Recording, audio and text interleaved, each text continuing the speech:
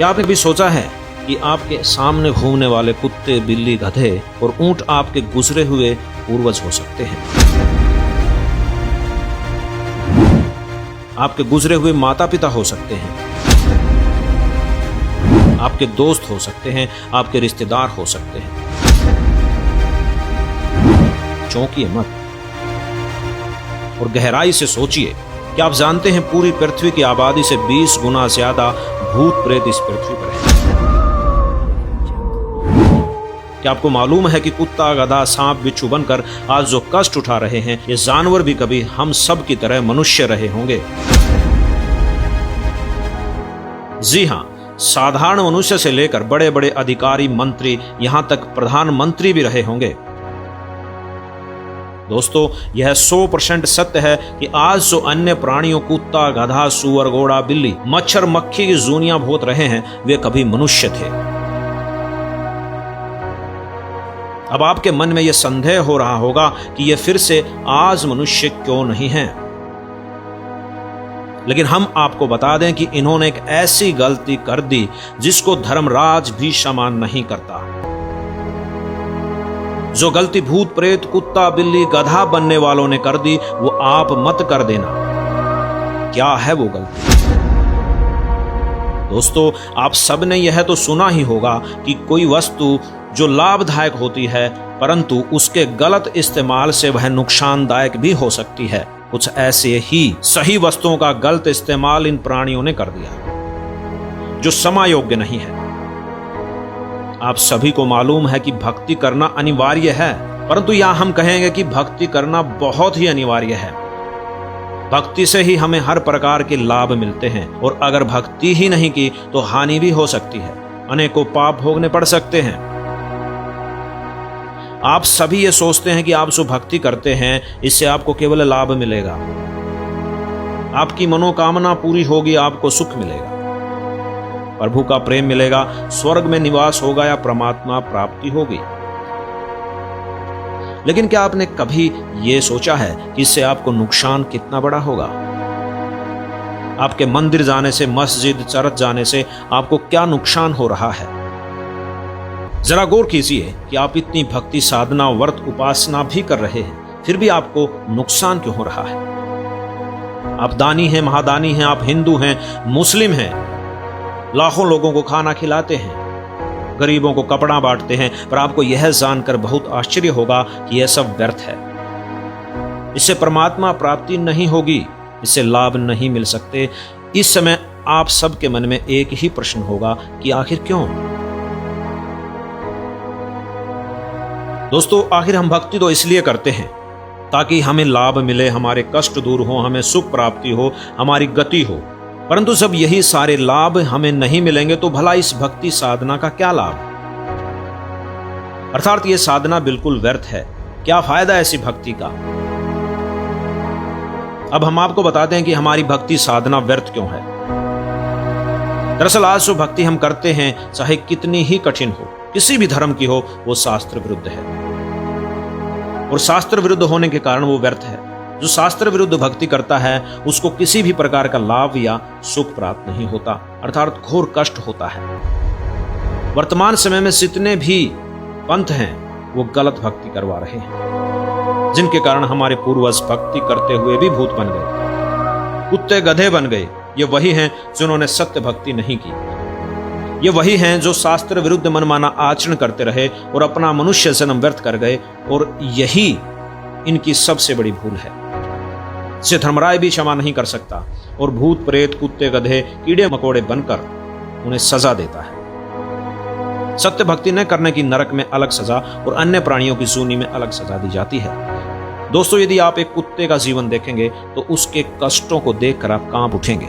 दोस्तों, शायद आप में से कुछ लोगों को यकीन ना हो कि क्या वाकई में आज जो गधे, कुत्ते, बिल्ली, सूअर बने हैं, वह भी कभी मनुष्य होंगे। दोस्तों, आगे बढ़ने से पहले इसके लिए हम आपको एग्जाम्पल दिखाते हैं कि महावीर जैन जी के जीव का क्या हुआ। उन्होंने गलत भक्ति विधि की। उन्होंने मनुष्य जीवन में कोशिश तो की कि भक्ति करूं, लेकिन उन्होंने गलत की। तो आइए जानते हैं कि उनके जीव के साथ क्या क्या हुआ, क्या क्या उन्होंने 84 लाख योनियों में भोगा, आइए एक सत्संग सुनते हैं। ओए होए, हे भगवान, अब कलेजा मुंह का होगा पुण्यात्मा जो थोड़ा सा भक्ति मार्ग पर लगा हुआ है। इन साधना करते करते ये बिरान मैटी, फिर क्या फायदा इस भक्ति का। कोट जन्म तन बरमत हो गए, कुछ नहीं हाथ लगा रे, कुकर सुकर खरबा बोरे कौआ हंस। अब देखो क्या हालत है। अनेकों भाव धारण किए, उसके बाद अनेकों जीवन धारण किए। 1000 आक वृक्ष के भाव शरीर, 80,000 बार सीप के जीवन भाव, 20,000 बार नीम वृक्ष के भाव, 90,000 बार केली वृक्ष के भाव और 3,000 बार चंदन वृक्ष के भाव, 5 करोड़ बार कनेर वृक्ष के भाव, 60,000 बार वैश्या के शरीर जीवन और 5 करोड़ बार शिकारी, ओह 20 करोड़ बार हाथी और 60 करोड़ बार गधा गधे के भाव। अपने आत्माओं, ये इतिहास उन्हीं का लिखा हुआ दिखा रहा दास, जिससे आपको दृढ़ होगा विश्वास कि सच्चाई ये ज्यों की त्यों है जो भगवान ने बताई थी, कि जो साधना तुम कर रहे हो उससे ये दुर्गति तुम्हारी सदा बनी रहेगी। और जो साधना हम बताएंगे, जो परमात्मा ने बताई है, उससे ये सब झंझट मिटेगा। तो बुद्धिमान ऐसा कौन है जो अभी भी डले होगा, इन साधनाओं को करता रहेगा। जब तक विकल्प नहीं था तो मजबूरी थी, अब रास्ता मिल रहा है फिर भी ग्रहण नहीं करते, तो ऐसा शायद ही कोई होगा। अब ग्रहण करनी पड़ेगी साधना, इसलिए प्रमाण दिखाए जा रहे। 60 करोड़ बार गधा गधे के भाव और 30 करोड़ बार कुत्ता। हे भगवान, ये तो एक कब तेरा, इन दोनों में एक एक जीवन है। सारे इस पानी फिर जाए देवता वाले जीवना पे, बाढ़ में जाओ वो देवता पर जब गधा बन के खड़ा हो, क्या देवता रह गया फिर, उसकी क्या इज्जत रहेगी, क्या सुख रहा उसको। तो अब दया होगी परमात्मा के आपके ऊपर। अब देखो 60 करोड़ बार गधे के भाव, 30 करोड़ बार कुत्ते के जीवन भाव, 60 करोड़ बार नपुंसक के जीवन हिजड़ा बनकर रहा, 20 करोड़ बार स्त्री के जीवन, 90 लाख बार धोबी, 8 करोड़ बार घोड़े के जीवन और 20 करोड़ बार बिल्ली, 60 लाख बार गर्भपात से मरने। ओहो, माँ के पेट में मर गया, गर्भपात हो गया। ऐसे भी मनुष्य जीवन है जो गर्भपात होकर ही पूरे कर जाते हैं। अब आगे क्या बताते हैं देखो। और 80 लाख बार देव पर्याय को प्राप्त हुआ। केवल 80 लाख बार तो देवता बना और बाकी 20 करोड़ बार बिल्ली, 60 करोड़ बार गर्भपात से मरण और 60 करोड़ बार गधा, 30 करोड़ बार कुत्ता, 60 करोड़ बार नपुंसक, 20 करोड़ बार स्त्री, 90 लाख बार धोबी, 8 करोड़ बार घोड़ा और 80 लाख बार देवता बन गया। चाट ले उस देवता के पद ने, तो कितना बन गया वो देवता बनकर फिर गधा बना। बताया क्या प्रोसीजर हुआ है तेरा के जो। तो विकल्प नहीं था, परमात्मा ने दया करी, सतगुरु आए दया करी, ऐसे दीन दयाल और बंदी छोड़ वृत्तास का जठ अग्नि पर सवाल। या दया करी परमात्मा ने आकर हमारे पे। और आगे देखो अभी कौन सा पीछा छूट गया देखना। 80 लाख बार देव पर्याय को प्राप्त हुआ। उपरोक्त भावों को प्राप्त करने के बाद महावीर भगवान ने किस पर्याय को प्राप्त हुआ? राजगृह नगर में सथावर नामक ब्राह्मण हुआ। सथावर ब्राह्मण से फिर महेंद्र स्वर्ग में 7 सागर की आयु वाला देव हुआ। महेंद्र स्वर्ग से कहा गया राजगृह में विश्वभूति राजा की जैनी रानी से विश्व नंदी नामक पुत्र हो गया। वहां से महाशुक्र स्वर्ग में देव हुआ। महाशुक्र स्वर्ग से कहा गया त्रिपृष्ठ नामक नारायण हुआ। त्रिपृष्ठ नारायण से फिर महावीर भगवान का जीव कहाँ गया? 7वें नरक में गया, फिर नरक में डाला गया। 7वें नरक से महावीर भगवान का जीव कहाँ गया? 296 पर सिंहगिरी पर्वत पर सिंह शेर हुआ, पुनः फिर प्रथम नरक में गया। नरक से निकलकर श्री महावीर भगवान का जीव कहाँ गया? हिमवान पर्वत शिखर पर सिंह हुआ, वहाँ उसे एक अजिंत एवं अमित गुण नामक मुनिराज ने संबोधित किया। सिंह का जीव किस पर्याय में गया? सौधर्भ स्वर्ग में सिंह केतु नामक देव हुआ। ये सारा कुछ करता करता फिर यहाँ आ जाते हैं, हम थोड़ा सा शॉर्ट करते हैं। यहाँ बता कि सहस्र स्वर्ग से महावीर भगवान का जीव कहाँ गया? जम्बू द्वीप के छतरपुर नगर में नंदीवर्धन नामक राजा की वीरमती रानी से नंद नामक पुत्र हुआ। नंद का जीव कहाँ गया? पुष्पोत्तर विमान में देव हुआ और उसके बाद 24 में तीर्थंकर महावीर भगवान हुए। और श्री महावीर भगवान के जीव ने कितने पाखंड मत चलाए? 363 पाखंड मत चलाए। हाँ बताओ भाई। अब इसका निष्कर्ष निकालते हैं थोड़ा सा। राजा ऋषभ देव जी से दीक्षा लेकर के मारीची ने साधनाएं की, वो वेदों अनुसार साधना है और ब्रह्म तक की साधना है। ब्रह्म और परब्रह्म और ब्रह्मा विष्णु महेश अन्य इन तक की जो पूजाएं हैं, उनसे जैसा कर्म प्राणी करता है दोनों भोगने पड़ते हैं, उसमें कोई परिवर्तन नहीं हो सकता। राजा ऋषभ देव जी से दीक्षा लेकर के मारीची ने साधनाएं की, वो वेदों अनुसार साधना है और ब्रह्म तक की साधना है। ब्रह्म और परब्रह्म और ब्रह्मा विष्णु महेश अन्य इन तक की जो पूजाएं हैं, उनसे जैसा कर्म प्राणी करता है दोनों भोगने पड़ते हैं, उसमें कोई परिवर्तन नहीं हो सकता। तो जिस आधार से वो पुण्यात्मा पुण्यों के आधार से स्वर्गों में गया, देवता बना 80 लाख बार, और फिर गधा भी बना, कुत्ता भी बना, 60 करोड़ बार गधा, 30 करोड़ बार कुत्ता, रोते गिनती नहीं। ये दशा तो उस पुण्यात्मा की है जो शास्त्र अनुकूल साधना, वेदों अनुसार साधना कर रहा था। क्योंकि वेदों में कंप्लीट स्पिरिचुअल नॉलेज नहीं है। चारों वेदों का निष्कर्ष श्रीमद् भगवद गीता है। श्रीमद् भगवद गीता अध्याय नंबर 4 के श्लोक नंबर 32 और 34 में स्पष्ट किया है कि सच्चिदानंद घन ब्रह्म ने अपने मुख कमल से आकर जो ज्ञान दिया है, उसमें कंप्लीट स्पिरिचुअल नॉलेज है, संपूर्ण अध्यात्म ज्ञान है और वो तत्व ज्ञान है। चौथे अध्याय के 34वें श्लोक में कहा कि उस तत्व ज्ञान को तू तत्वदर्शी संतों से जाकर समझ। इससे सिद्ध है कि गीता ज्ञानदाता भी कंप्लीट ज्ञान नहीं बता पा रहा, उसने ऑप्शन छोड़ दिया है, तत्वदर्शी संतों से पूछो। ऐसे यजुर्वेद अध्याय नंबर 40 के मंत्र 10 से लेकर 13 में स्पष्ट किया है कि तत्वदर्शी संत ही परमात्मा की स्थिति को अच्छी तरह जानते हैं, उनसे सुनो। तो इससे सिद्ध हो गया कि जो वेदों में वर्णित विधि है वो गलत नहीं है, लेकिन कंप्लीट नहीं है, उससे जन्म मृत्यु नहीं मिट सकती। इसलिए गीता ज्ञानदाता कहता है 18वें अध्याय के 62वें श्लोक में कि तू सर्वभाव से उस परमेश्वर की शरण में जा और तत्वदर्शी संतों को खोज कर ले, वो बताओगे उसका मार्ग। उसके पश्चात उस परमेश्वर की कृपा से तू जन्म मृत्यु से सदा के लिए छूट जाएगा, फिर सनातन परम धाम को और परम शांति को प्राप्त होगा।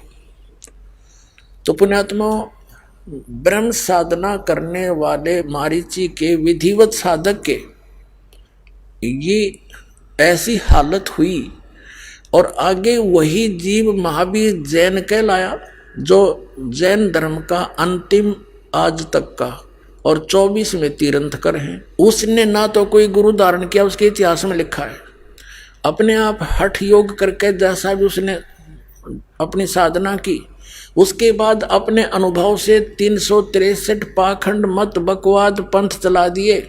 अब वर्तमान के जैनी इस महावीर जैन द्वारा चलाए गए पाखंड मतों के आधार से साधना कर रहे हैं। इनकी के दुर्गति होगी तो एक बार भी स्वर्ग ना जा सकते, यो कम से कम 80 लाख बार तो देवता बन गया था।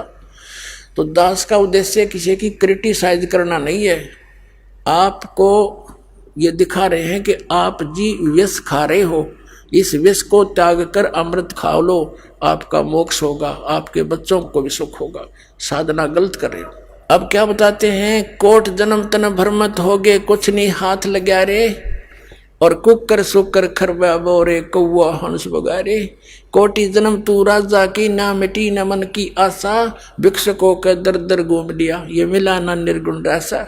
ये साधना नहीं मिली। आप ऐसे कठिन साधक भी रहे हो, घर त्याग गए, जंगल में चले गए, नगरी से भिक्षा मांग लाए, सूखी रोटी जैसी भी मिली खाली, बाकी रखती वहीं पर सूख जाती थी, अगले दिन भेकर खा लेते थे 2-2-3 दिन तक उस एक दिन की भिक्षा से, और जंगलों में अपना टाइम पास करते थे, भक्ति करते थे। उससे क्या मिला कि इंद्र कुबेर ईश की पदवी, ब्रह्मा वरुण धर्मराया, विष्णुनाथ के पुर को जाकर तो फिर भी वापस आया। क्या बताते हैं कि भिक्षुक होके तू दर दर घूमया, मिला ना निर्गुण रासा।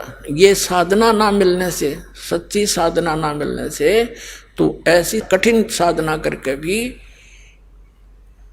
उच्च पदों को प्राप्त करके, ब्रह्मा विष्णु महेश तक की पदवी को प्राप्त करके, इंद्र तक की पदवी को प्राप्त करके भी तू फिर वापस यही जन्म मृत्यु में चक्कर काट रहा है। इसलिए क्या बताते हैं, असंग जन्म तन मर्त्या होगे, जीवित क्यों न मरे रे, द्वादश मध्य मैल मठ बोरे, बोर न दे धरे रे।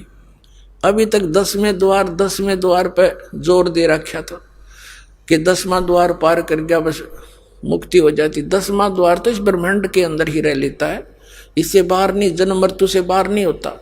12वें द्वार में सतलोक है, 12वां द्वार पार करके जाना पड़ेगा। ये सब ब्रह्मांडों के रास्ते हैं। तो 11वां द्वार 21 ब्रह्मांड को पार करा के परब्रह्म के लोक में प्रवेश कराता है, और 12वां जो द्वार है वो इस अक्षर पुरुष के ब्रह्मांडों को पार करके सतलोक में प्रवेश होता है। तो गरीबदास साहिब जी जो आंखों देख कर आए थे परमात्मा के साथ जा करके, वो बता रहे हैं, द्वादश मध्य महल मठ बोरे। वो महल, वो स्थान, वो मठ, वो स्थान जहाँ जाने के बाद फिर लौटकर संसार में नहीं आते, वो 12वें द्वार को पार करके है। द्वादश मध्य महल मठ बोरे, बहुर न दे धरे रे। वहां जाकर फिर जन्म मृत्यु नहीं होती। फिर क्या बताते हैं, असंख्य जन्म तन मर्त्या होगे, जीवित क्यों न मरे रे। दोस्तों, सारे विश्व में आज के समय में सिर्फ संत रामपाल जी महाराज के पास ही वो भक्ति विधि है, शास्त्रानुसार भक्ति विधि है, जिससे आप मोक्ष प्राप्त कर सकते हैं। संत रामपाल जी ही परमेश्वर के वो अवतार हैं जो 84 लाख योनियों के भयंकर कष्ट को और इससे जन्म मरण के रोग से हमेशा हमेशा के लिए छुटकारा दिलाकर पूर्ण मोक्ष प्रदान करके आपको फायदा दिला सकते हैं। अतः आप सभी से ये रिक्वेस्ट है, ये प्रार्थना है कि संत रामपाल जी महाराज जी का ज्ञान सुने और जितना जल्दी हो सके उनसे नाम दीक्षा लेकर अपना कल्याण करवाएं। सत्संग।